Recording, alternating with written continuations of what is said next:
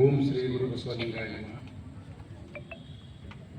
ಲೋಕ ಪೂಜ್ಯ ವಿಶ್ವಗುರು ಬಸವ ತಂದೆಯನ್ನು ನೆನೆಯುತ್ತಾ ಈ ಭಾಗದ ಕನ್ನಡದ ಕಣ್ಮಣಿ ಡಾಕ್ಟರ್ ಚನ್ನಬಸವ ಪಟ್ಟದೇವರ ನೆನೆಯುತ್ತಾ ನಮ್ಮ ದೀಕ್ಷಾಗುರುಗಳಾಗಿರುವಂತಹ ಪೂಜ್ಯ ಬಸವಲಿಂಗ ಪಟ್ಟದೇವರ ನೆನೆಯುತ್ತಾ ಸ್ಮರಿಸುತ್ತಾ ಪೂಜ್ಯ ಗುರುಬಸವ ಪಟ್ಟದೇವರ ಅವರನ್ನು ನೆನೆಯುತ್ತಾ ಸ್ಮರಿಸುತ್ತಾ ಬಸವ ಜಯಂತಿ ಉತ್ಸವ ನಿಮಿತ್ತ ಈ ಒಂದು ಕಾರ್ಯಕ್ರಮದಲ್ಲಿ ಇಲ್ಲಿವರೆಗೆ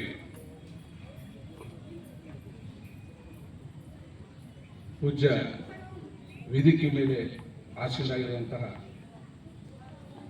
ಪೂಜ್ಯ ಮಹಾಲಿಂಗ ಸ್ವಾಮಿಗಳ ಪೂಜ್ಯ ಪವಿತ್ರ ಪಾದಕಂದಗಳಿಗೆ ಕೊಡಬರುತ್ತಾ ಈಗಾಗಲೇ ನಮ್ಮ ಸಹೋದರಿ ಸುಕಾಲೆಯವರು ನಮ್ಮ ಎಲ್ಲರನ್ನು ಉದ್ದೇಶಿಸಿ ಚೆನ್ನಾಗಿ ಬಸವಣ್ಣನವರ ವಿಚಾರಧಾರೆಗಳ ಬಗ್ಗೆ ಚೆನ್ನಾಗಿ ಹೇಳಿದ್ದಾರೆ, ಉಪದೇಶ ಹೇಳಿದ್ದಾರೆ. ಅವ್ರು ಮಾತಾಡಿದ ಮೇಲೆ ನಾವು ಮಾತಾಡೋದಕ್ಕೆ ಸೂಕ್ತ ಅನಿಸ್ತಾ ಇದೆ. ಅವರ ಪವಿತ್ರವಾದಂಥ ಪಾದಗಳಿಗೆ ಕೊಡಮುಡುತ್ತಾ ನಮಸ್ಕರಿಸುತ್ತಾ ಸೋದರ ಅಂತ ಸುಕ್ಕಳಣ್ಣವರು ಬಂದಿದ್ದಾರೆ. ಆಮೇಲೆ ಇಲ್ಲಿ ನೆರೆದಂಥ ಎಲ್ಲ ನನ್ನ ಸಹೋದರ ಸಹೋದರಿಗೆ ಶರಣ ಸಹೋದರಿಗೆ ಅನಂತ ಶರಣ ಶರಣ. ನಾನು 2 ನಿಮಿಷಕ್ಕಿಂತ ಮೊದಲೇ ಮುಗಿಸ್ತೀನಿ. ಈಗಾಗಲೇ ನಾನು ಹೇಳೋದು ಇರಲಿಲ್ಲ. ನಮ್ಮ ಸಹೋದರಿ ಏನು ಹೇಳಿದ್ದಾರೆ ಅದ್ರ ಸಹಿತ ನಾವು ಇತ್ತು. ಅವ್ರು ಹೇಳಿದ ಮೇಲೆ ನಾವೇನು ಹೇಳೋದು.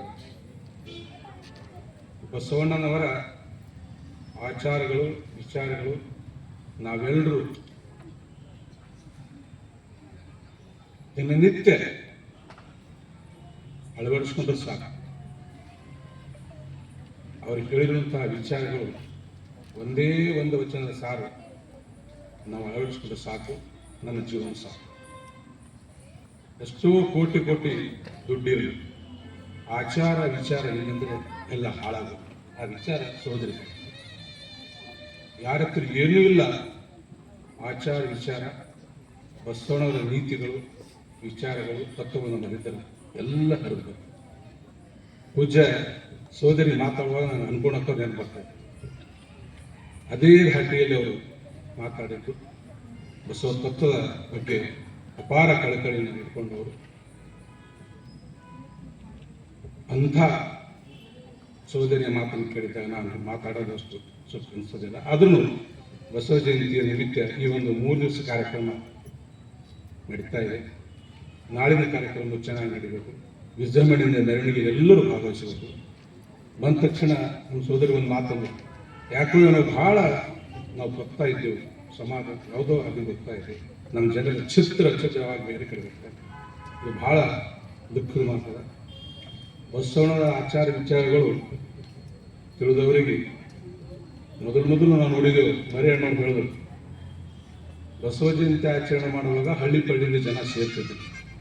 ರಾಷ್ಟ್ರೀಯ ಬಸವದಳ, ಭಾರತೀಯ ಬಸವದಳ ಇರೋ ಎಲ್ಲ ಸಂಘಟನೆಗಳು ಸೇರಿ, ಬಸವ ಕೇಂದ್ರ ಮತ್ತೊಂದು ಎಲ್ಲ ಸಂಘಟನೆ ಸೇರಿ 10,000ರಿಂದ 15,000 20,000 ಜನ ಸೇರಿ ದೊಡ್ಡ ಪ್ರಮಾಣದಲ್ಲಿ ಆಚರಣೆ ನಡೀತಾ ಇತ್ತು.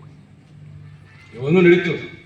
ಆದರೆ ನಾವು ಬೇರೆ ಯಾವುದೋ ಅದಕ್ಕೆ ಇದು ಮಾಡಲಾಗದೆ ನಾವು ಸಂಘಟಿತರಾಗಿ ಮಾಡಿಸಬೇಕು.